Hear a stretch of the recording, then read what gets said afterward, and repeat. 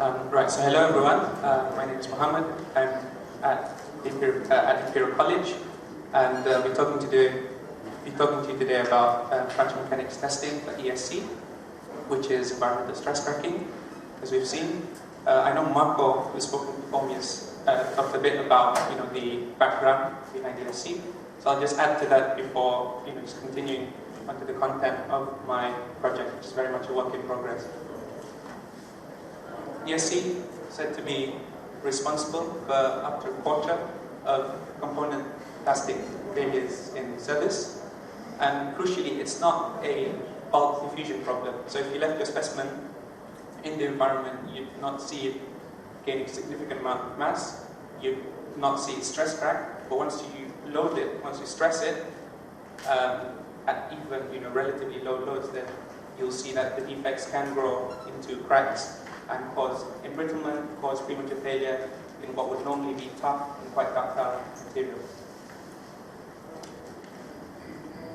So the current ways of looking at ESC testing for ESC out there at the moment, we've got the ASTM Bell telephone test, you've got the ISO bent strip test. In either case, you strain the specimens to a certain strain. They're notched in this test, they're not notched in the other. So essentially the time, you measure the time in each of these tests. In the Bell telephone test, you look to see when half of the 10 specimens have failed. Likewise, in the bent strip test, you look to see how long it takes for stress cracks to appear on the surface of the material. So in that itself, there is some subjectivity. So as you can see, the kind of problems that you have, or the shortcomings of these tests, is that they don't provide much in terms of design information. Time to failure tests tend to have a high scatter. They only provide a comparative material ranking, and you don't differentiate between crack initiation, crack propagation, any phase of crack growth at all. And there is little insight into mechanisms, and you can't really use these to study the phenomenon. So there has been a draft protocol for ESC testing. It is based on the quasi-static fracture toughness test method for plastics, for thermoplastic thermosets, with the addition of an environment.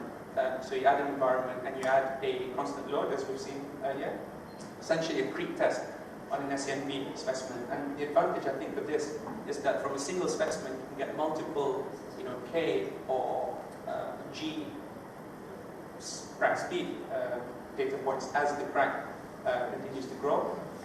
And as you see, some of the appeal probably with this kind of test is that because you're measuring crack speeds rather than times to failure, you can sort of, in principle, cut down on the time that you spend doing these tests.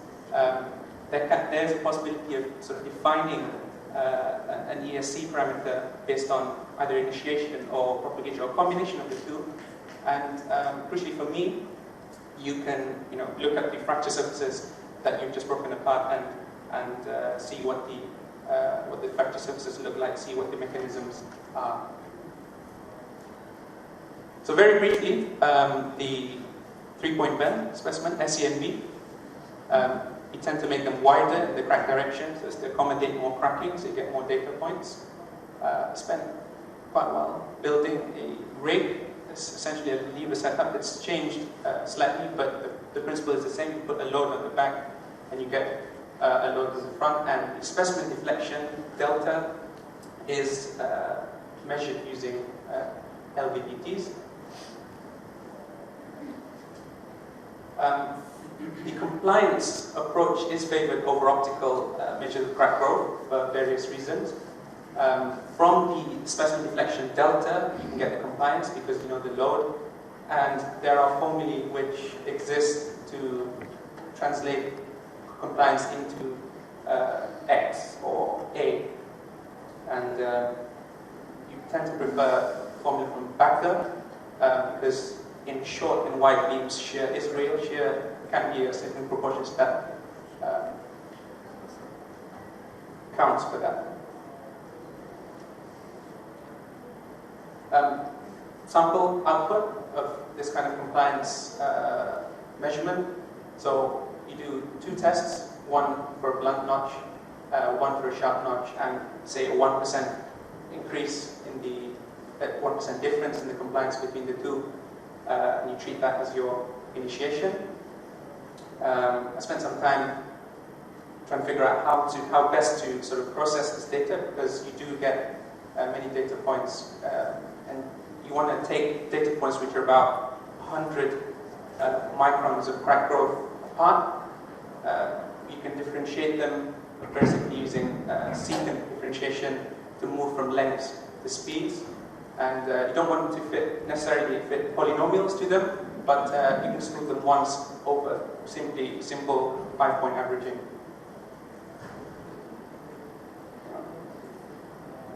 Okay, so because these are creep tests, these do take some time. You do get creep, change in the modulus, and you can account for this from the same compliance formula. You can take E out of that, and then use that value of E in your formulation for G, because G is basically the E1:1 ratio. Yes, you do need to do that, especially with the polyethylenes, and especially at temperature.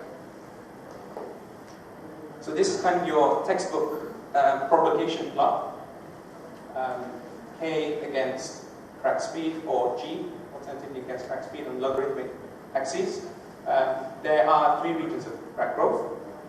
Regions 1 and 3 have similar slopes. The difference between them is 1 is in the environment, and 3 is, as if you were to do a test in air, that's the kind of slope you'd get. But in an environmental test, it will transition that through a transition region 2. And the slopes are similar in 1 and 3 because this is essentially controlled by the material power laws, the M and the N that you can get from yield stress or modulus tests. And region 2, the slope there really depends on the rate of fluid flow into the crack tip, things like Darcy's law and things like that.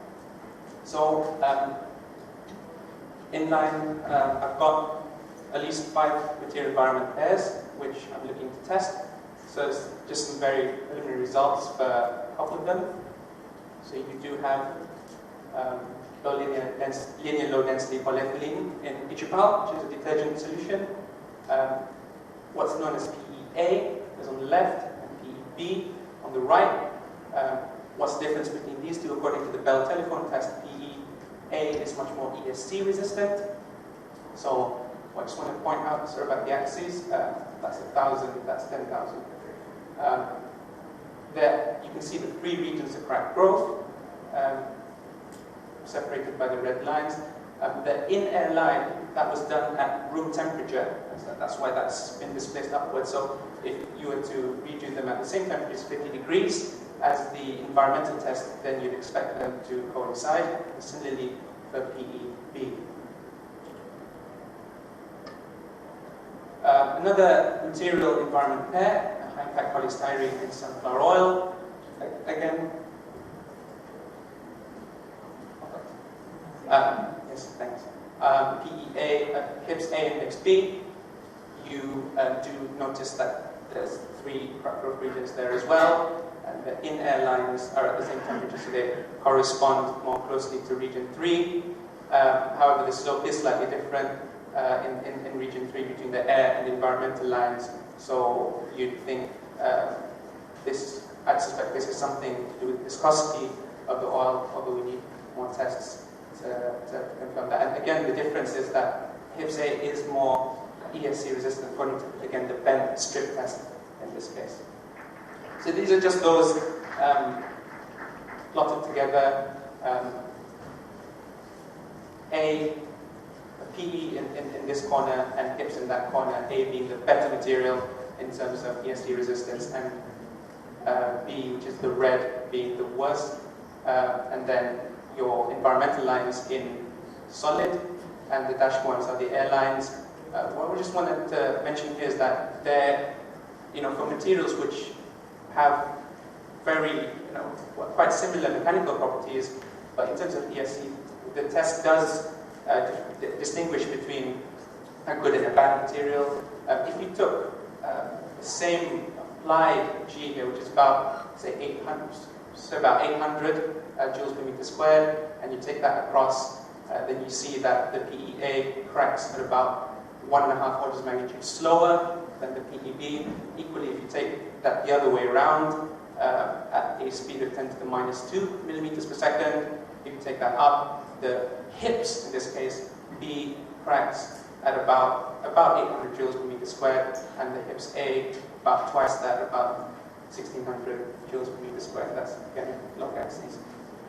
So there is some differentiation, there is some discrimination. This is a late addition, PMMA methanol, very easy to work with. Again, you see the crack growth regions, and there you see that the region 3 corresponds to the test done in air. These are all at room temperature. So, what you want to say at this point is that the test method works, and then you can begin to think about assigning some sort of a ESC parameter to this. I mean, as we saw in the presentation before, there is that point where the air and the environmental lines meet, and you can say that that's your TI, or initiation time. If you could say that for a propagation plot, in this case,